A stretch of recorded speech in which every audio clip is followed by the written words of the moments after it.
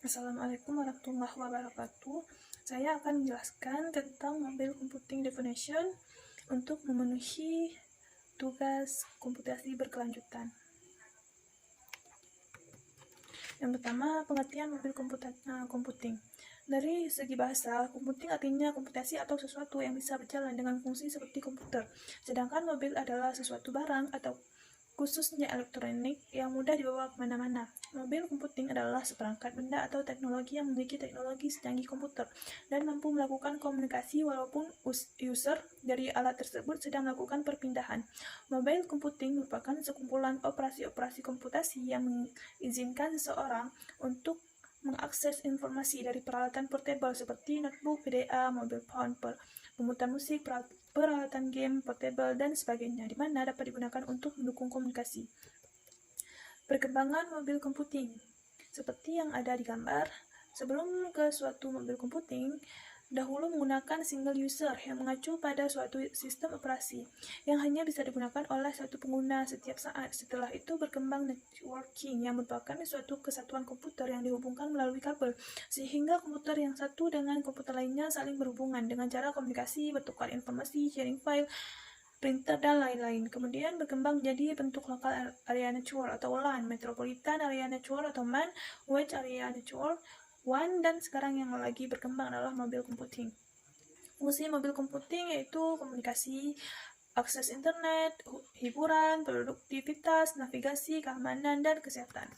Karakteristik mobil computing sendiri yaitu portabilitas. Ini merupakan kemampuan untuk dengan mudah mengganti komputer dalam lingkungan belajar atau antar lingkungan. Interaktif sosial, kesempatan bagi pengguna untuk bertukar data dan berkolaborasi satu sama lain. Sensitivitas konteks, kemampuan untuk mengumpulkan dan menanggapi data yang spesifik untuk tempat, iklim, atau waktu tertentu. Konektivitas, kapasitas adalah dihubungkan dari jarak jauh di lokasi manapun untuk tujuan komunikasi data. Individu, kesempatan untuk menggunakan teknologi untuk menyediakan perancah dan komunikasi pelajaran bagi pelajar individu pada tugas-tugas yang menantang. Ukuran kecil karena dimensinya yang seperti ponsel, perangkat seluler juga dikenal sebagai handheld, laptop, dan smartphone. Perangkat seluler standar akan memuat di tangan atau saku orang dewasa rata-rata. Konektivitas nirkabel, perangkat seluler biasanya dapat berkomunikasi dengan perangkat seluler lain serta komputer dan sistem stasioner, jaringan, dan telepon seluler. Tujuan mobile computing. Tujuan dari mobile computing adalah untuk memungkinkan pengguna untuk mengakses informasi dan melakukan tugas-tugas komputasi dari perangkat mobil mereka, di mana saja dan kapan saja. Tujuan ini dapat dicapai melalui teknologi nirkabel yang memungkinkan perangkat mobil untuk terhubung ke internet dan jaringan lainnya tanpa memerlukan kabel atau sambungan fisik. Cara kerja mobil computing. Cara kerja mobil computing sendiri yaitu yang pertama, pengiriman data. Ketika pengguna mengirim permintaan atau data dari perangkat mobil mereka, data tersebut dikirim melalui teknologi nirkabel seperti Wi-Fi, Bluetooth, atau jaringan seluler. Yang kedua, pengolahan data. Data yang diterima oleh perangkat mobil kemudian diolah oleh perangkat itu sendiri atau dikirim ke server pusat untuk diolah. Pengolahan data ini bisa meliputi pengolahan data lokal di perangkat mobil atau pengolahan di cloud melalui teknologi cloud computing. Kemudian yang ketiga, pengiriman kembali data. Setelah data diolah, hasilnya dikirim kembali ke perangkat mobil menggunakan pengguna melalui teknologi nirkabel yang sama seperti yang digunakan oleh pengiriman data. Dan yang terakhir yaitu tampilan data. Data yang diterima oleh perangkat mobil kemudian ditampilkan kepada pengguna melalui layar perangkat. Aplikasi mobil yang dibuat dengan baik harus dirancang untuk mengoptimalkan tampilan data pada layar yang lebih kecil seperti pada perangkat mobile. Nah, selanjutnya itu aplikasi mobil computing. Berikut adalah aplikasi mobil computing di berbagai bidang. Yang pertama adalah kendaraan. Mobil computing telah digunakan secara luas di industri kendaraan dan telah memberikan dampak signifikan pada efisiensi, keamanan, dan kenyamanan berkendara. beberapa aplikasi mobil computing di bidang kendaraan antara lain yang pertama sistem navigasi GPS. Sistem navigasi GPS adalah perangkat mobil memungkinkan pengguna untuk menemukan rute tercepat ke tujuan mereka serta memberikan informasi lalu lintas dan kondisi jalan saat ini. Yang kedua, aplikasi ride sharing. Aplikasi ride sharing seperti Uber dan Grab menggunakan teknologi mobil computing untuk menghubungkan pengemudi dengan penumpang yang membutuhkan transportasi. Aplikasi ini memudahkan orang untuk memesan dan membayar transportasi dengan mudah, serta memberikan informasi tentang pengemudi dan rating mereka. Yang ketiga, sistem pemantauan kendaraan. Teknologi mobil computing juga digunakan untuk memantau kondisi kendaraan secara real time. Sensor di kendaraan mengumpulkan data tentang kondisi mesin, rem, ban, dan berbagai sistem kendaraan lainnya, dan mengirimkan informasi tersebut ke server pusat yang kemudian dapat diakses oleh pengemudi melalui perangkat mobil mereka. Hal ini memungkinkan pengemudi untuk mengawasi kondisi kendaraan mereka dan mengambil tindakan pencegahan sebelum terjadi kerusakan yang lebih serius. Kemudian yaitu pengendalian kendaraan jarak jauh. Beberapa aplikasi mobil computing memungkinkan pengemudi untuk mengendalikan beberapa fitur kendaraan dari jarak jauh. Contohnya seperti pengemudi dapat membuka kunci pintu mobil mereka, menghidupkan mesin, atau menjalankan AC kendaraan melalui aplikasi mobil di perangkat mereka. Dan yang terakhir yaitu sistem keamanan kendaraan. Sistem keamanan kendaraan juga menggunakan teknologi mobil computing untuk memberikan informasi dan pengetahuan kepada pengemudi tentang potensi ancaman seperti pencurian atau kerusakan kendaraan. Aplikasi mobil ini menggunakan pengemudi untuk mengaktifkan alarm, mengunci kendaraan, dan menerima pemberitahuan jika terjadi perubahan kondisi kendaraan secara tiba-tiba. Yang kedua, pebisnis yang sering bepergian. Aplikasi mobil computing sangat bermanfaat bagi pebisnis yang sering bepergian karena memungkinkan mereka untuk mengakses informasi bisnis penting dan menjalankan tugas-tugas penting di mana saja dan kapan saja. Beberapa aplikasi mobil computing yang berguna untuk pebisnis yang sering bepergian adalah yang pertama, aplikasi email. Aplikasi email seperti Gmail, Outlook, dan Yahoo Mail memungkinkan pengguna untuk mengakses email mereka dari perangkat mobil. Ini memungkinkan pebisnis untuk tetap terhubung dengan klien dan rekan kerja mereka saat mereka sedang bepergian. Yang kedua, aplikasi kalender. Aplikasi kalender seperti Google Calendar, Microsoft Outlook, dan Apple Calendar memungkinkan pebisnis untuk mengelola jadwal mereka dan mengatur pertemuan dengan klien dan rekan kerja dari perangkat mobil mereka. Selanjutnya, aplikasi konferensi video. Aplikasi seperti Zoom, Skype, dan Webex memungkinkan pebisnis untuk mengadakan konferensi video dengan rekan kerja dan klien dari perangkat mobil mereka. Ini memudahkan pebisnis untuk tetap terhubung dan terkomunikasi dengan orang lain meskipun sedang bepergian. Kemudian, aplikasi penyimpanan data. Aplikasi seperti Dropbox, Google Drive, dan OneDrive memungkinkan pebisnis untuk menyimpan dan mengakses file bisnis penting dari perangkat mobil mereka. Ini memudahkan pebisnis untuk berbagi file dengan rekan kerja dan mengakses file dari mana saja. Kemudian ada aplikasi travel. Aplikasi seperti Expedia, Traveloka, dan Booking.com memungkinkan pebisnis untuk merencanakan perjalanan bisnis mereka dan memesan tiket pesawat, hotel, dan transportasi dari perangkat mobil mereka. Dan terakhir yaitu aplikasi keuangan. Aplikasi seperti PayPal, Square, dan Stripe memungkinkan pebisnis untuk mengelola keuangan mereka dari perangkat mobil mereka. Ini memudahkan pebisnis untuk menerima pembayaran dari klien dan melakukan transaksi keuangan lainnya saat mereka sedang bepergian. Kemudian ada telepon yang cerdas. Aplikasi mobil computing memiliki peran yang sangat penting dalam pengembangan teknologi telepon pintar atau smartphone. Beberapa aplikasi mobil computing yang populer di bidang telepon cerdas antara lain, satu yaitu aplikasi pesan. Aplikasi pesan seperti WhatsApp, Telegram, dan iMessage memungkinkan pengguna untuk mengirim pesan teks, gambar, dan video secara gratis melalui internet. Kemudian aplikasi sosial media. Aplikasi sosial media seperti Facebook, Instagram, dan Twitter sangat populer di kalangan pengguna telepon cerdas. Aplikasi ini memungkinkan pengguna untuk berbagi foto, video, dan pemikiran mereka dengan keluarga, teman, dan rekan kerja dari mana saja dan kapan saja. Ketiga, aplikasi navigasi. Aplikasi navigasi seperti Google Maps, Waze, dan Apple Maps memungkinkan pengguna untuk menemukan rute terbaik ke tempat yang mereka tuju dan menghindari kemacetan. Kemudian, aplikasi kesehatan. Aplikasi kesehatan seperti Fitbit, MyFitnessPal, dan Headspace memungkinkan pengguna untuk memantau kesehatan mereka termasuk tidur, kebugaran, dan kesejahteraan mental. Selanjutnya itu aplikasi musik. Aplikasi musik seperti Spotify, Apple Music, dan YouTube Musik memungkinkan pengguna untuk mendengarkan lagu-lagu favorit mereka dari telepon cerdas mereka.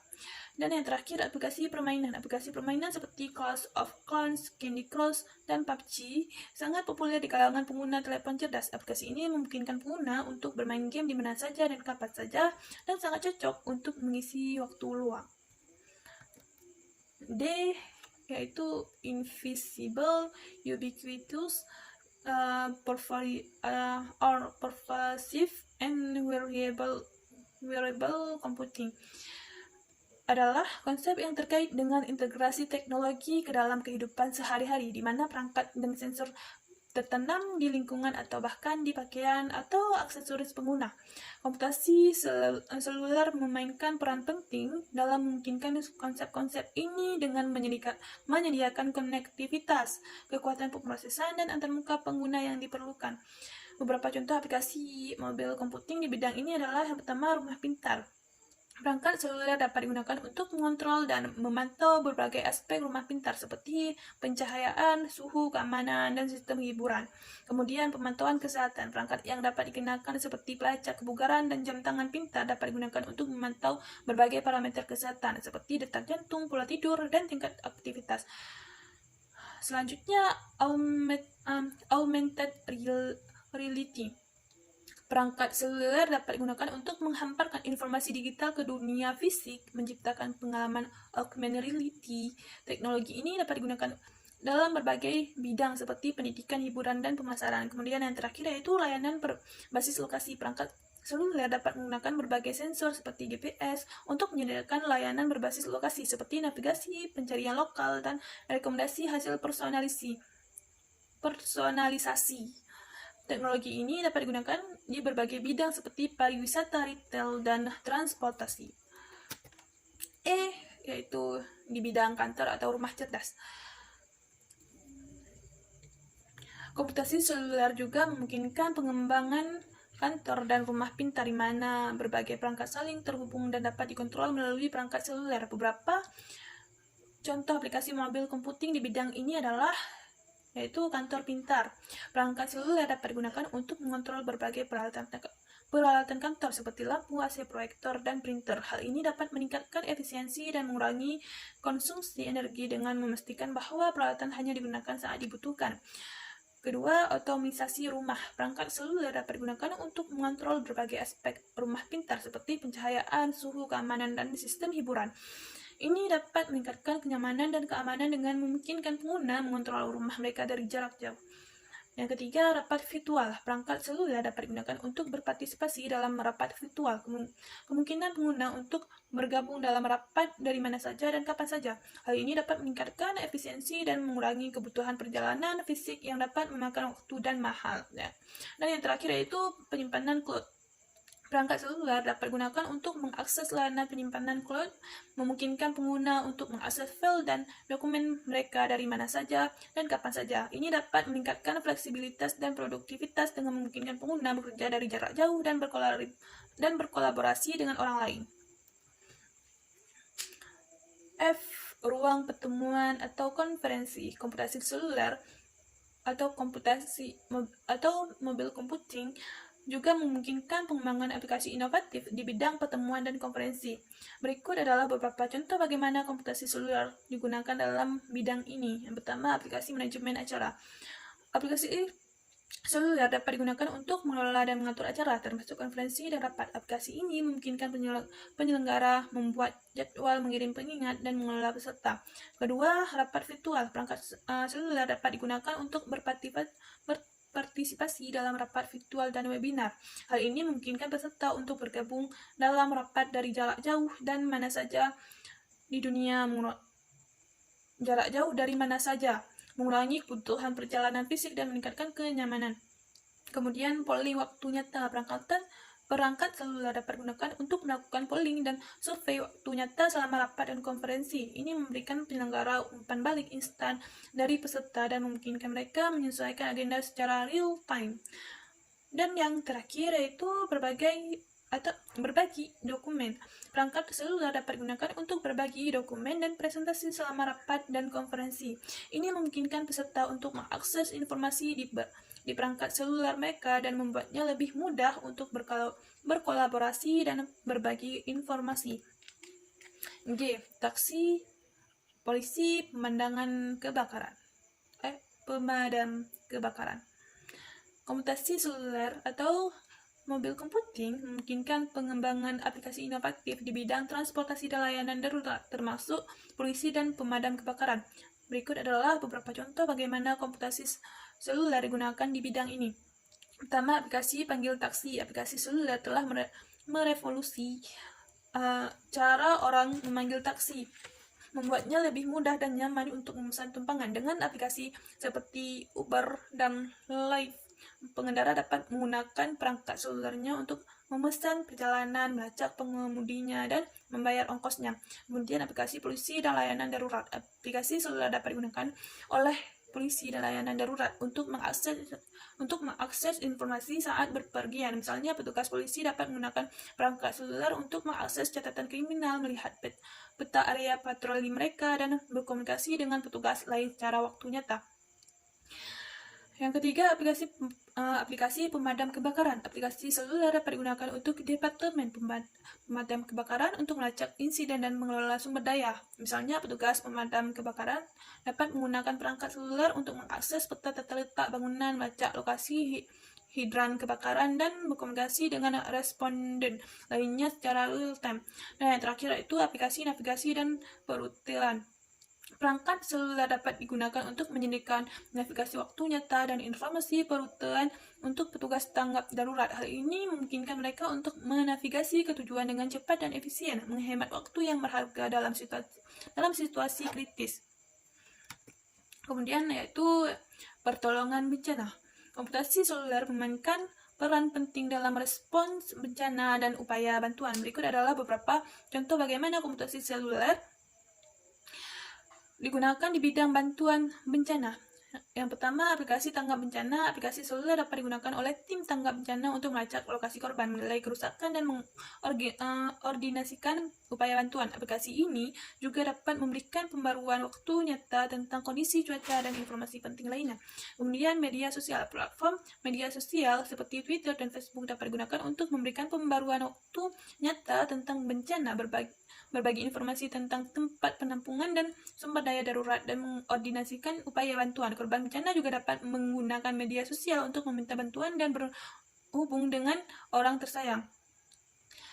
Yang ketiga, sistem pembayaran seluler. Sistem pembayaran seluler seperti Venmo dan PayPal dapat digunakan untuk mentransfer dana dengan cepat dan aman ke organisasi bantuan bencana.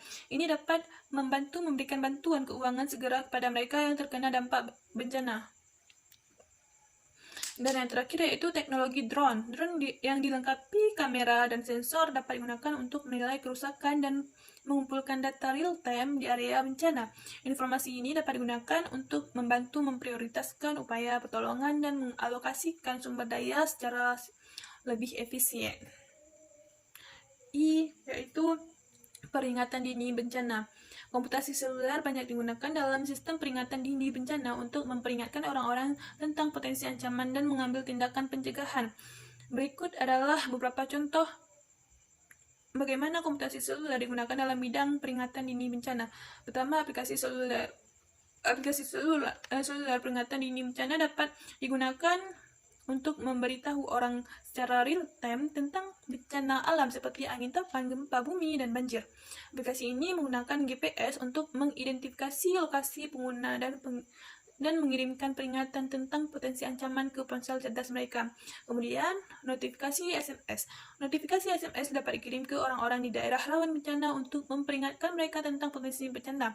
Pemberitahuan ini dapat mencakup petunjuk tentang cara bersiap menghadapi bencana dan apa yang harus dilakukan jika terjadi keadaan darurat.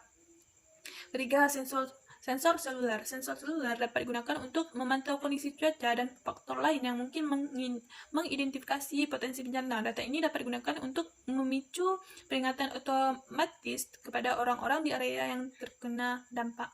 Dan yang terakhir, media sosial. Platform media sosial seperti Twitter dan Facebook dapat digunakan untuk memberikan pembaruan waktu nyata tentang bencana dan upaya tanggap darurat.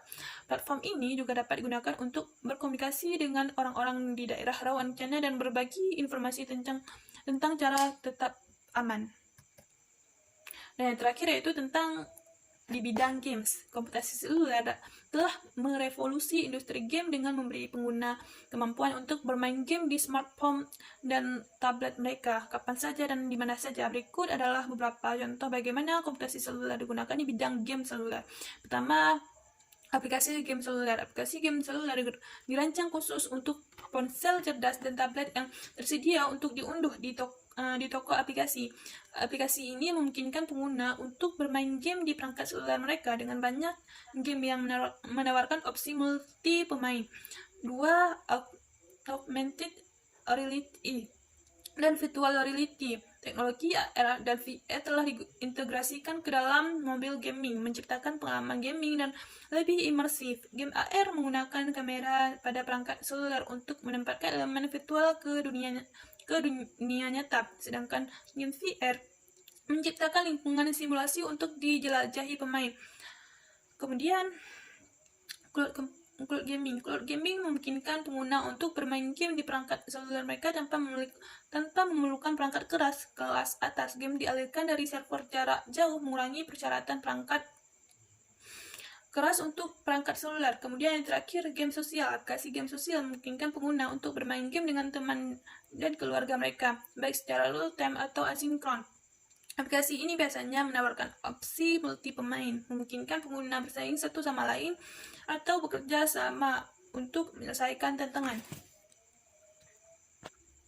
Selanjutnya yaitu kelebihan dan kekurangan mobil computing. Kelebihan mobil computing mencakup yang pertama, komunikasi yang mulus dan handal. 2. Peningkatan produktivitas. Ketiga, untuk hiburan. Keempat, tidak terbatas pada satu lokasi. Dan yang terakhir yaitu teknologi cloud dalam perangkat seluler sudah memungkinkan untuk menyimpan data di server online dan mengaksesnya dari komputer manapun dengan koneksi internet. Kemudian mobil computing juga mempunyai kekurangannya, yaitu 1. Kendala dalam konsumsi baterai. 2. Bandwidth transmisi yang seringkali tidak efisien. 3. Di seluruh jaringan biasanya bisa kehilangan tautan. 4. Fluktuasi stabilitas jaringan. 5. Ukuran screen atau layar yang masih kecil. Dan yang terakhir yaitu masalah interoperabilitas. Nah, dari penjelasan yang tadi dapat disimpulkan bahwa mobil computing adalah teknologi yang sangat penting dalam kehidupan kita sehari-hari, memungkinkan kita untuk tetap terhubung dan produktif di mana saja dan kapan saja. Dengan banyaknya aplikasi yang tersedia dalam berbagai bidang seperti transportasi, bisnis, kesehatan, hiburan, dan layanan darurat, mobil computing telah membawa banyak manfaat dalam kehidupan kita. Namun ada juga tantangan yang perlu diatasi seperti masalah keamanan dan daya tahan baterai. Secara keseluruhan, mobil computing telah membuka banyak peluang baru bagi inovasi dan pertumbuhan dan akan terus berkembang di masa depan. Perkembangan teknologi mobil computing memberikan banyak manfaat seperti kemudahan akses informasi, kemampuan kerja dari jarak jauh, fleksibilitas waktu, efisiensi, produktivitas, dan konektivitas sosial. Namun, keamanan privasi dan pengelolaan daya baterai tetap menjadi tantangan dalam penggunaan teknologi mobil computing. Dalam masa depan, teknologi mobil computing akan terus berkembang dan memungkinkan lebih banyak inovasi, layanan baru, dan pengalaman yang lebih personal dan terkoneksi secara global.